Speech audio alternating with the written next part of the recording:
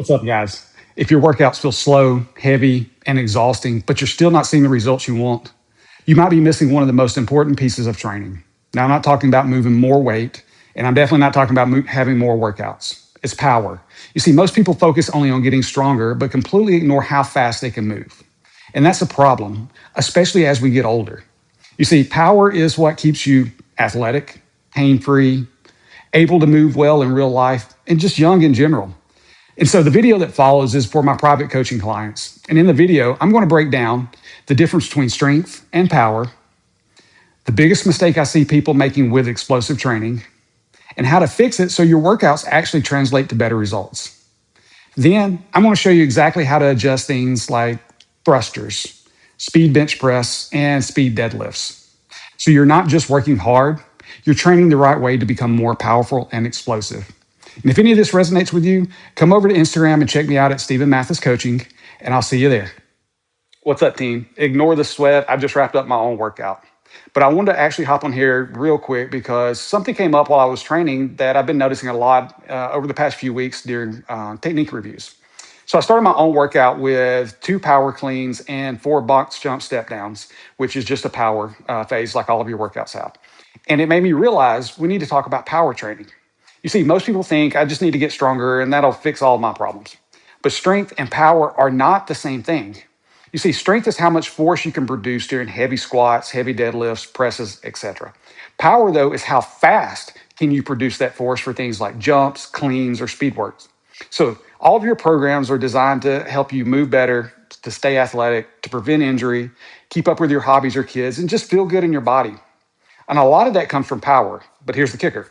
Power is one of the first things we lose as we age. So if we don't train it, we most definitely will lose it.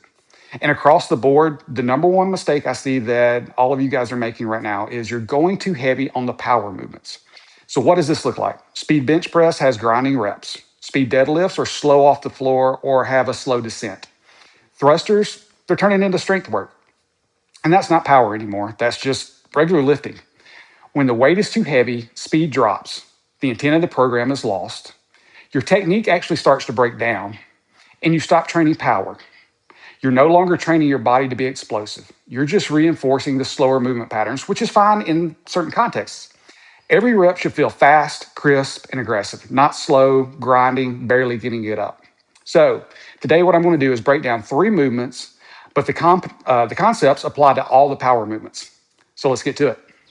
All right, we're going to start with the kettlebell thruster. You can do this with dumbbells, you can do it with a barbell. I'm doing single arm because that's just what I happen to have programmed for my personal workout today. I'm including this in my conditioning piece, so filming this as I go. So the first thing I want you to think about with any type of thruster, what the reversal of the implement is that the thruster can be divided into 2 parts. First, you have a front squat, so you can go down and then back up. The second part is some type of overhead press, okay? But what we want to do is do the front squat with a controlled descent, but then an explosive ascension back to the top, enough so that it helps power or drive the implement overhead. So we do 5 reps. The first couple I will do at a little bit slower pace, and then the last 3 I will do at a typical pace. So what I typically see with these is you're going too heavy and you lower the weight too slowly. You can't get into a good position, and then you're doing a controlled front squat. So you're keeping it divided into 2 movements the entire time. You want these to be fast, powerful, and rhythmic. So 2 reps will be slowish, and the last 3 will be at a normal pace. All right?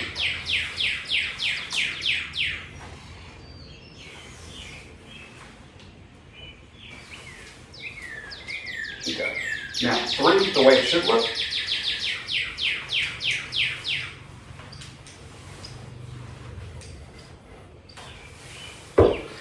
All right, let's move on to the next. So let's take a look at the speed bench press. What I usually end up seeing as a mistake here is that it's too heavy and you end up kind of grinding out the reps instead of them looking fast and crisp. So what I'm going to do is I'm going to show you 2 reps of what I typically see, and then I'm going to show you 2 reps of what I want to see when we're doing explosive work.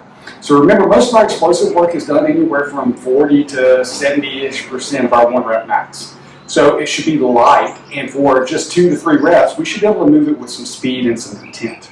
So let's do a couple here at what I've kind of been seeing, and then I'm going to do 2 to show you what I want to see. All right, let's do it. And then when you get into position, what I see is usually a quick or quick-ish descent with kind of a grinding up. So, and then that speed all the way up. So down and then kind of up.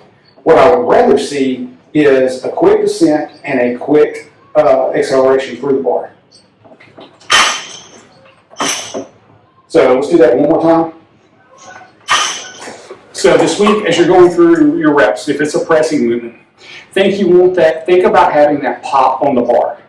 I don't know if you could hear it. The plates on the speed reps actually kind of had a little bit of pop to them, and it was an audible noise that you could hear. Okay, so next up is the speed deadlift. Now, if you've been with me any period of time, you know that I don't program a lot of regular traditional deadlifts, and I also don't program a lot of speed traditional deadlifts, or conventional. But what I do program a good bit of is trap bar, rack pulls, or in this case I'm going to show you sumo or hybrid stance. Regardless of the version that you're doing, we want things to move with explosive power and intent. And so what I'm going to show you here is I'm going to show you what I see a decent amount of for the first 2 reps, which is okay-ish, quick up, and then a controlled descent. And I'm going to show you 2 reps of what I would rather see for our speed work. So first 2.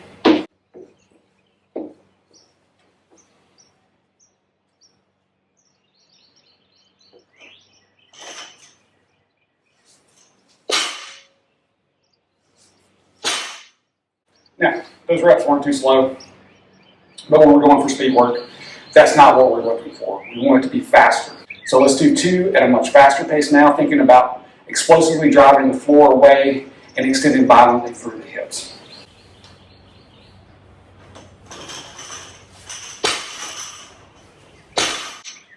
Now, if you look at the speed between those 2 deadlifts, the speed is very different. So remember, if it's supposed to be power work, speed is better than the weight on the bar, always.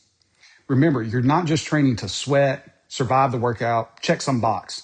You're training to move better, feel better, stay strong and athletic long term. If something feels slow, it's probably too heavy. Now, reach out if you have any questions as you go through training this week. See ya.